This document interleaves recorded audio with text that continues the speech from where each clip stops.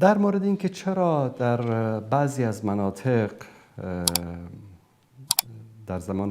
در اواخر خلافت بنی امیه میتونیم بگیم در قرن دوم مثلا یا در اواخر قرن اول،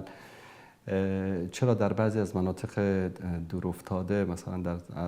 در آسیای میانه و قفقاز، در بعضی از مناطق حتی مثلا در افغانستان، اطلاع دارید که در افغانستان تقریبا 3 بار در زمان عثمان رضی الله تعالی عنه و بعد از اون در زمان بنی امیه 2-3 بار لشکرهایی رفتن و شکست خوردن، حتی 1 بار کابل رو گرفتن، بعد دوباره کابل سقوط کرد. چند دلیل رو میتونیم در اینجا ذکر بکنیم. اولا دور بودن این مناطق از مرکز خلافت اسلامی، دور بودن بیش از اندازه این مناطق از مرکز خلافت اسلامی و مسئله دیگر، انسان‌هایی که در این مناطق زندگی می‌کردند در مر تاریخ انسان‌های جنگجویی بودند، انسان‌های جنگ آزموده‌ای بودند و به آسانی تسلیم نمی‌شدند. حتی اگر در افغانستان شنیده باشید میگن مردم افغانستان میگن مردم تبر مسلمان، میگن 1 بار مسلمان شدن باز کافر شدن، مسلمان شدن باز کافر شدن. چون طبیعت مردمی که در این مناطق زندگی می‌کردند، مثلا در مناطق قوقاز ببینید تا هنوز هم مردم بسیار سرسخت، مردم خشن، تند و مردم جنگجو، و به خاطر همین در جنگ این نیست که از یک طرف درست از پیروزی الله سبحانه و تعالی هست اگر مؤمنین صادق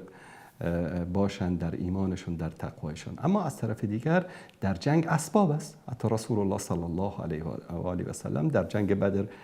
مسلمان ها پیروز شدن، برقاسا در جنگ احد تلفات دادن، در ابتدای جنگ شکست خوردن. این جنگ است، یوم لک و یوم علیک، 1 روز تو پیروز میشی، 1 روز دشمن پیروز میشه و اسباب هست در اینجا. یعنی رسول الله صلی الله علیه و سلم در همه غزوات میبینید اسباب رو در نظر میگرفتن. این نبود که برن در یک گوشه بشینن و دعا بکنن، پف کنن، چف کنن، دشمن شکست بخوره. نه، اسباب مهم است. ولیس للانسان الا ما سعی. دلیل دیگری که به نظر من میشه در این مورد ارائه کرد این است که هرچه که حکومت‌ها از دوران رسول الله صلی الله علیه و سلم و از دوران خلفای راشدین دورتر می شدن، به همون اندازه تقوا و پرهیزگاری و صداقت و اینها کمرنگتر می شد در بینشون و این یکی از اسباب شکست است. یعنی وجود یک صحابی در یک لشکر مثلا 20-30 هزار نفری یک قوت قلبی بود،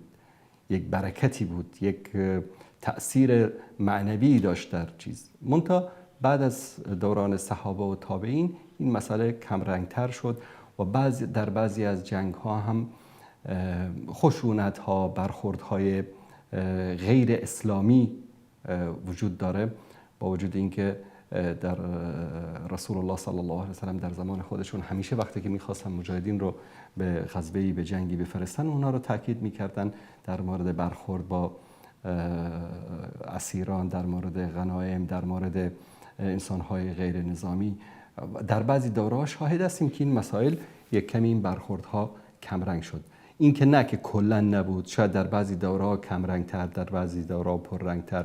در بین خلفای بنی امیه در اواخرشون، در بین بنی عباس، حتی تا همین زمان خلافت عثمانی، در زمان سلجوقیان، در همه دوره‌ها ما خلفا و حکام و ملوک خوبی هم داشتیم که واقعا پیرو قرآن و سنت و همان تعالیمی که پیامبر صلی الله علیه و سلم گوشزد کرده بودند در دوران جنگ و صلح بودند. اما در بعضی از دوره‌ها بله، بعضی از امکان داره که اعمالی هم صورت گرفته باشه که منافی تعالیم اسلام باشه.